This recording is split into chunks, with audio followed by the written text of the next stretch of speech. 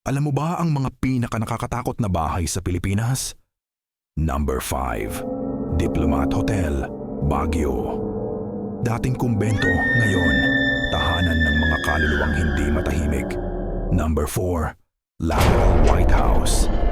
May nagpapakitang batang babae at matandang babae sa bintana.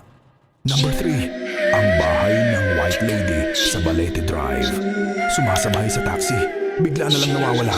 Number 2, Casa Gorordo, Cebu. May mga kwento ng lumulutang na madre at mga yapak sa sahig kahit walang tao. Number 1, Malacanang Palace. Mismo palasyo ng Pangulo raw ay may multo. Dating presidente o sundalong bantay na di matahimik. May lakas ka bang pasukin ang mga bahay na to? Comment mo kung saan ka hindi papasok at share mo kung kinilabutan ka.